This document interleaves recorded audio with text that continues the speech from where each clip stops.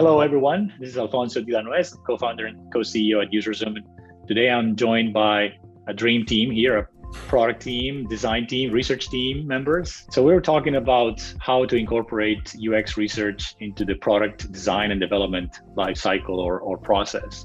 How do we work on, understanding our target audience first, testing with our own users, from a product management perspective, from a design perspective, from a research perspective. One of the first things that we do in the design team is really trying to understand what is the problem that we're trying to solve. And we really want to make sure that we keep on adding value to the user journeys and the user jobs that our customers are trying to achieve. When we really have more clarity about that problem, about the goal that we want to start achieving, we start with ideation and the design thinking process.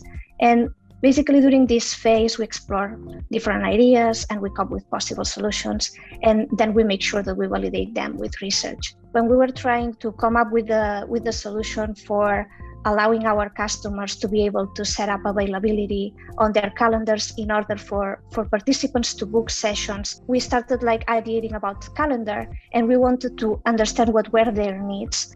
So we prepared different proposals where you could have monthly calendar view or a weekly calendar view. But then we went back to talk to our customers, and we found out that while the monthly calendar view was useful, most of our customers run 2-week research plans. It was more helpful for them to have a weekly view as default, and it was adding more value to them. It's one good example that research helped us prioritize.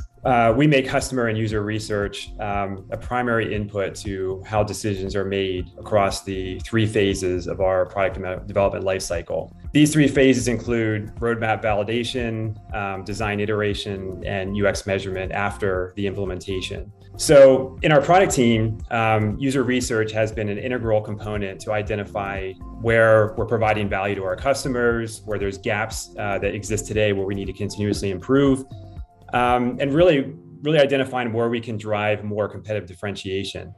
Research has been very helpful in overcoming, I think, a common challenge that we face, but I think all product teams face out there and within our customers.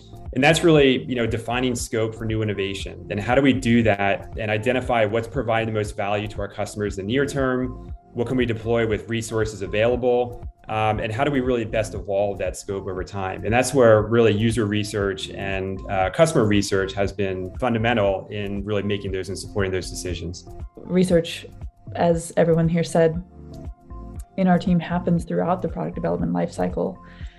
Also including, we don't just release and then forget about it. It's really important to know that we also continue to measure. So we measure, if what we released is performing well and if it impacts the users in a positive way. One of the things we've started doing is measuring our QX score, our very own QX score, using our QX score software.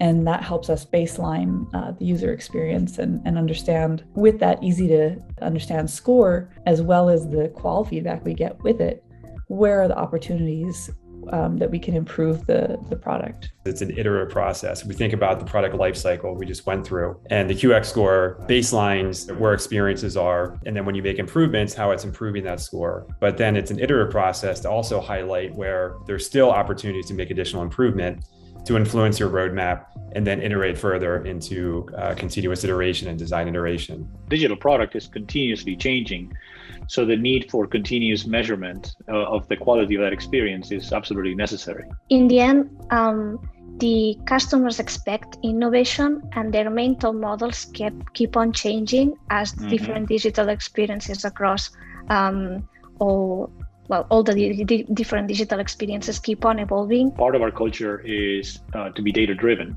to be obsessed with customer experience, to have a Kaizen mentality, which is back to the process. You're making constant improvements and incremental gains.